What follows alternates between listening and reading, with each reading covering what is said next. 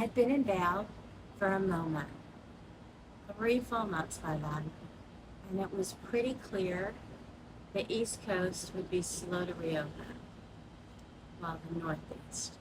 And the West was going to be a little bit more open, especially in the Vail area where I was. So I started looking for the next adventure, and I had a real reason to go. We had a team in Malibu.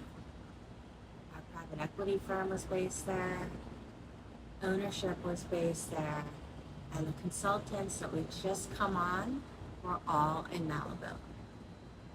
And the consultant I was directly answering to was in Malibu. So I felt like I really needed to get in front of all these folks in the pandemic. And the drive itself, Vail to Malibu, straight through, was something I had never done. I had driven all over out there, but never straight from one point to the other in the West. So it just seemed like a great opportunity to go. Here's the really funny part.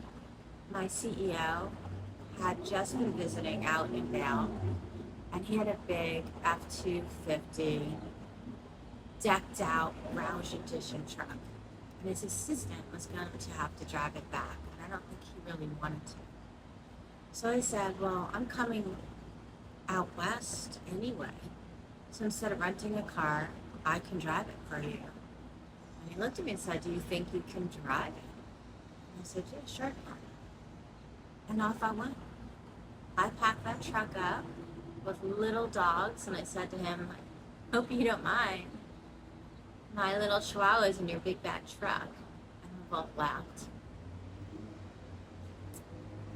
There were so many pictures. I took so many pictures of them in that truck. We sat in the back on the tailgate and ate burgers and fries from every drive-thru.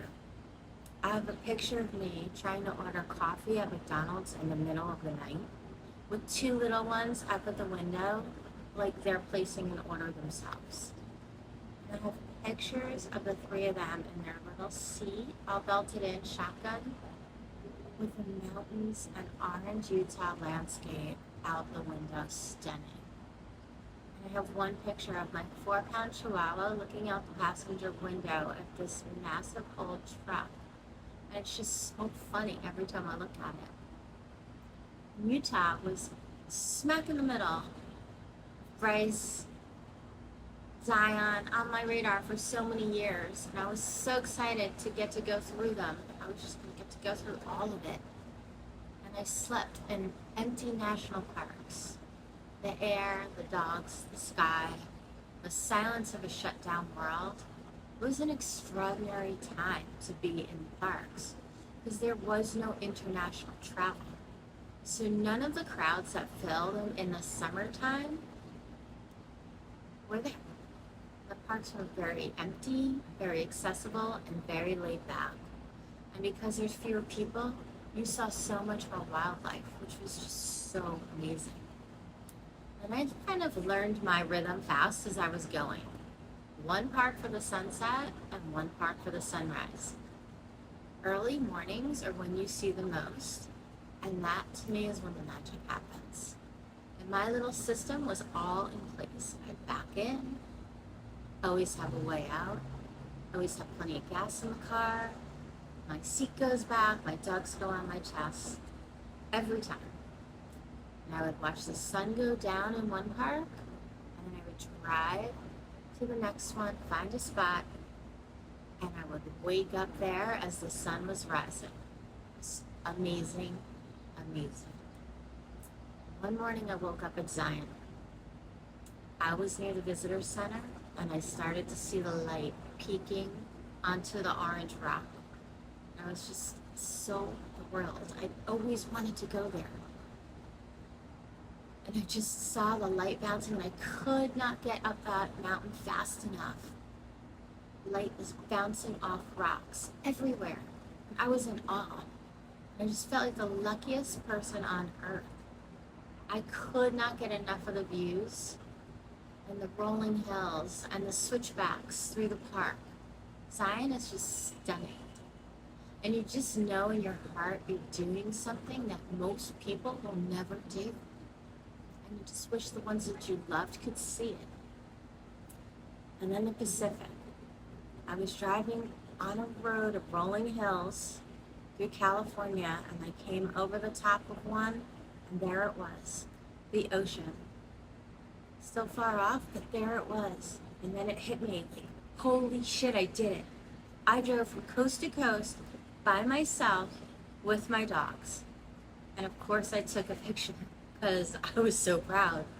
Exhausted, but incredibly proud. And a mix of wanting to scream out loud, take it all in, and cry all at the same time. I'm the woman who drove coast to coast solo with 3 dogs. Like, yes, yes, I'm psyched. It was amazing. I'm still psyched. And pulling into Malibu, I felt like I was on top of the world. I had an Airbnb with a little lanai. It was perfect. And I finally made it to Bryce and Zion off the bucket list.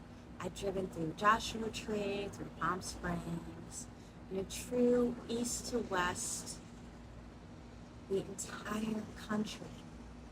Usually I would fly into a place and then go a little bit around it.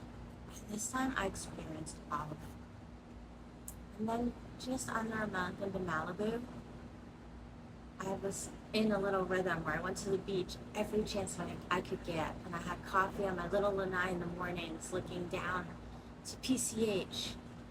And like the food in Malibu is phenomenal. Gregory's was just such a beautiful restaurant with the white umbrellas and the flowers all over, looking at the water and the pier, Santa Monica. Venice was a little crazy, but it was just such an incredible experience. The part that mattered the most to me was the people.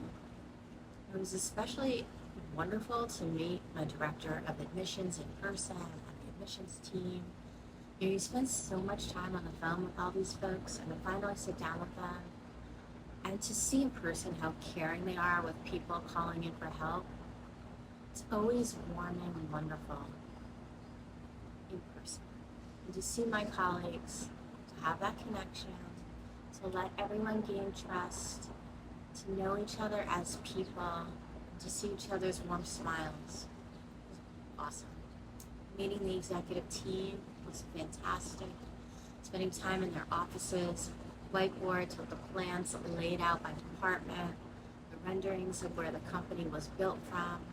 It was so inspiring to me, and it meant so much to know who the people are that you're working alongside of. And it allows you to show up authentically and just to be yourself.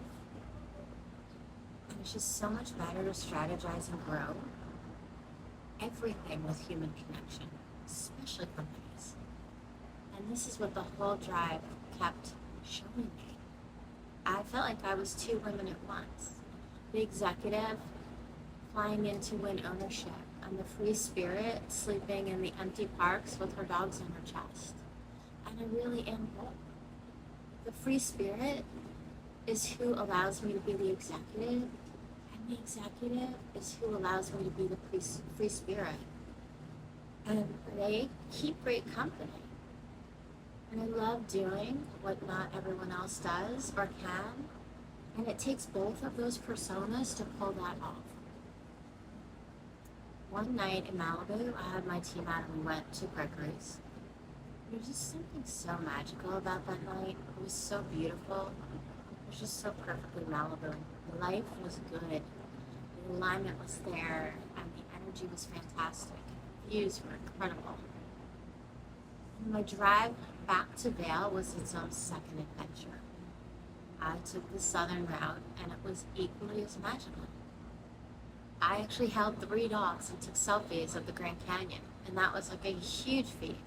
I love them. But the most magical moment was my drive through Monument Valley. It sadly was closed. The Navajo Nation had been hit so hard by COVID. And I was of course bummed and sad for them, but I was still able to drive through and see all of the incredible scenery. And I just kept pulling over to take it all in. It was just so soulful and peaceful and eerie all at the same time. And somewhere in all of that driving, the old debate of my life came back up. Mountains or ocean? Mountains give you the beauty, the wildlife, the vertical. Skiing, hiking, the climbs, rock climbing.